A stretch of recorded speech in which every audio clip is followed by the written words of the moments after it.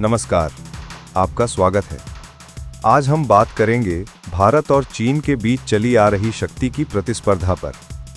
2025 में कौन सा देश आगे है और कौन बड़े दबाव का सामना कर रहा है। ऐतिहासिक पृष्ठभूमि।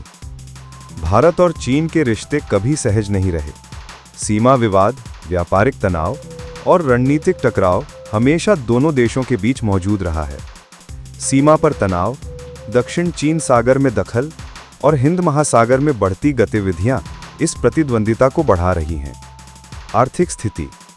चीन की अर्थव्यवस्था कभी बहुत तेज थी, लेकिन अब उसकी गति धीमी पड़ गई है। बेरोजगारी बढ़ रही है, कर्ज बढ़ रहा है और विदेशी कंपनियां बाहर जा रही हैं।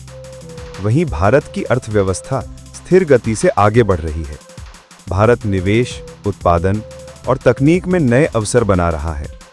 कई बड़ी कंपनियां चीन की बजाय भारत को चुन रही हैं। सैन्य शक्ति। चीन के पास बड़ी सेना और आधुनिक हथियार हैं, लेकिन उसकी सेना का फोकस अमेरिका और प्रशांत क्षेत्र पर है। भारत के पास संख्या कम है, लेकिन तकनीक, प्रशिक्षण और रक्षा खरीद तेजी से बढ़ रही है।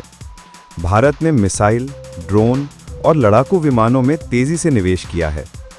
वैश्विक समर्थन। दुनिया के कई शक्तिशाली देश भारत को एक भरोसेमंद साझेदार मानते हैं। अमेरिका, जापान और यूरोप भारत के साथ आर्थिक और रक्षा सहयोग बढ़ा रहे हैं। दूसरी तरफ चीन राजनीतिक विरोध और अविश्वास का सामना कर रहा है। रणनीति और कूटनीति। भारत की रणनीति का लक्ष्य खुला, स्थिर और बहुध्रुवीय विश्व व्यवस्था है। भारत विवाद से अधिक संतुलन और सहयोग को महत्व देता है। वहीं चीन कठोर नीति, दबाव और विस्तारवाद पर चल रहा है। 2025 की तस्वीर।